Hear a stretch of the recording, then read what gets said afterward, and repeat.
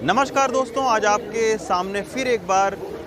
आया हूं जो गाज़ियाबाद के लोनी में कथित 7 गौ तस्करों को पकड़ने का मामला है, उस पर बातचीत करने के लिए। जैसा कि मैंने आपको पहले भी बताया था कि गुरुवार को ये जो ठीक मेरे पीछे गोदाम आप देख रहे हैं, यहीं पर लोनी बॉर्डर थाने के जो एसएचओ हैं वो अपने दल बल समेत पहुँचे और उनकी 7 कथित गौ तस्करों के साथ में इसी गोदाम के अंदर मुठभेड़ हुई, जिसमें सभी कथित गौ तस्करों के घुटने के नीचे पैरों पर गोली लगी। उस गोली लगने के बाद में 7 के सातों गौ तस्करों को गोली लगने के बाद में इस बात पर बहस शुरू हो गई कि आखिर ऐसे निशानेबाज जो एसएचओ साहब हैं, उन्होंने एक ही जगह पर पैर के गोली मारी। उसके बाद में मैं खुद एसएचओ राजेंद्र त्यागी जी से मिला। उनका ये कहना था कि मैं शार्प शूटर हूँ, तो मैं मार सकता था और गिरफ्तारी करने के दौरान उन्हें बल प्रयोग करने का अधिकार है। शुक्रवार को हमने खबर की, शनिवार को फिर राजेंद्र त्यागी जी का लोनी थाने से तबादला हो जाता है और उस तबादले के बाद में एक नया ट्विस्ट इस पूरे मामले में आता है। वो ये आता है कि सबसे पहले लोनी के जो बीजेपी के विधायक हैं नंद किशोर गुर्जर, उन्होंने एक चिट्ठी लिखी और ये कहा कि राजेंद्र त्यागी का जो तबादला है उसको नहीं किया जाना चाहिए और उनको पुनः बहाल किया जाए। अगर उनका तबादला होता है तो ये कहीं ना कहीं जो गाज़ियाबाद के एसएसपी हैं वो गौ तस्करों को संरक्षण दे रहे हैं। ये एक चिट्ठी लिखी। इसके बाद में राजेंद्र त्यागी का तबादला हुआ। राजेंद्र त्यागी ने थाने को छोड़ते हुए जो रोजनामचा जो जीडी भरी जाती है उसमें बाकायदा ये लिखा कि उन्होंने 7 गौ तस्करों को पकड़ा था, एक बड़ी कार्रवाई की थी, तो इसके चलते उनका तबादला हुआ और उस तबादले से वो काफ़ी उनका मनोबल टूटा हुआ है और फ़िलहाल वो नौकरी करने की स्थिति में, जो मानसिक स्थिति में नहीं है और कुछ दिन छुट्टी पर जाना चाहते हैं। ये लिख कर उन्होंने उसके बाद वो लोनी बॉर्डर थाने से वो चले गए और उसके बाद में जो जीडी का वो पेज था जिसमें उन्होंने ये सारी चीज़ें लिखी थी, वो सोशल मीडिया पर वायरल हो गई। वो हमारे पास में भी है लेकिन हम आपको दिखा नहीं सकते हैं क्योंकि वो एक गोपनीय दस्तावेज होता है। लेकिन उसमें जो लिखा है उसका लब्बो-लुआब यही है। इसके बाद में फिर ये मामला सुर्खियों में आता है और गाज़ियाबाद के एसएसपी ने सोमवार को पहली बार वो मीडिया पर आए।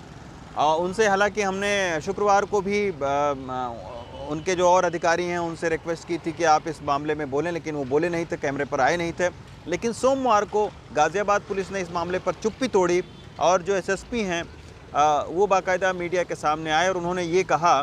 कि लोनी में जो 7 गौ तस्करों के ऊपर पकड़ने का जो मामला है और जिस तरीके से गोली चलाई गई, इसी गोदाम में जिस तरीके से मुठभेड़ हुई, इस पूरे मामले की अब लोनी के जो सीओ हैं वो एक जांच करेंगे और जांच रिपोर्ट उनको देंगे और जांच रिपोर्ट के बाद में आगे की कार्रवाई की जाएगी। उन्होंने साथ में ये भी कहा कि जो राजेंद्र त्यागी जी ने जो लिखा है कि वो मानसिक स्थिति और मनोबल उनका टूट गया है, वो मिलते उनसे और ये सारी बातें रखते तो ज़्यादा उनको अच्छा रहता उनके लिए। हम इस मामले की भी जांच करेंगे कि आखिर जो रोजनामचा है, जो जीडी है, जिसमें उन्होंने ये सारी चीज़ें लिखी हैं, वो सोशल मीडिया पर कैसे वायरल हो गया, इस मामले की भी जांच होगी। तो अब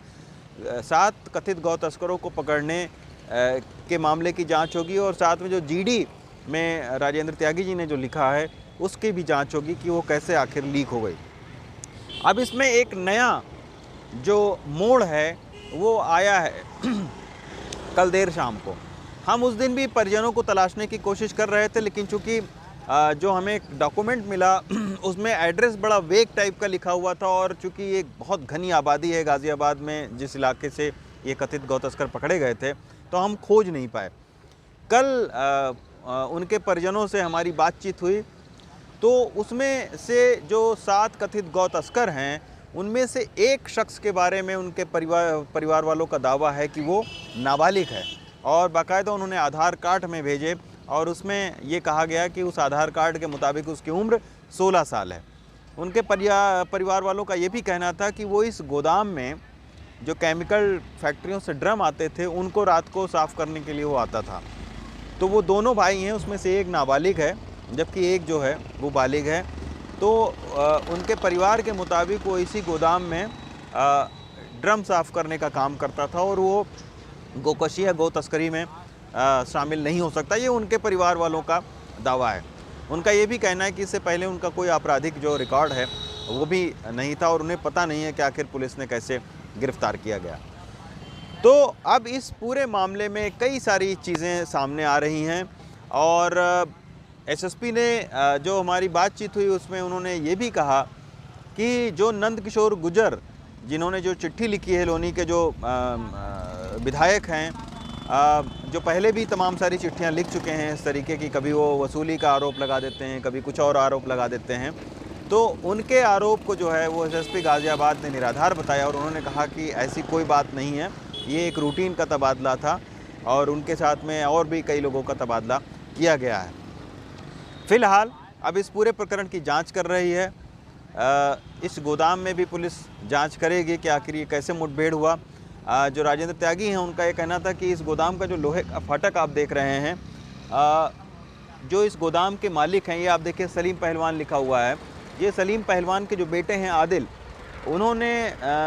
3 शख्स को इस गोदाम को किराए पर दे दिया था और इसके बाद में पुलिस के मुताबिक आदिल ने ही पुलिस को बताया कि इसमें कुछ गलत काम चल रहा है और फिर वो पुलिस, आदिल के साथ में पुलिस आई, आदिल ने ही वो छोटा सा गेट पहले खुलवाया, अंदर वो गए और इसके बाद उन्होंने इस बड़े गेट को जैसे ही खोला और पुलिस की गाड़ी अंदर गई, वैसे ही पुलिस का कहना है कि तकरीबन 13 राउंड जो गोली है वो गौ तस्करों की ओर से चलाई गई और इस बीच पुलिस ने भी 7 राउंड गोली चलाई और एक गोली जो है वो पुलिस की गाड़ी में भी लगी है, जबकि 7 दूसरे लोगों को जो है पैरों में उनके गोली लगी है। तो अब इस मामले की जांच होगी, तभी दूध का दूध पानी का पानी हो सकता है। गाज़ियाबाद से रवीश रंजन शुक्ला, NDTV इंडिया।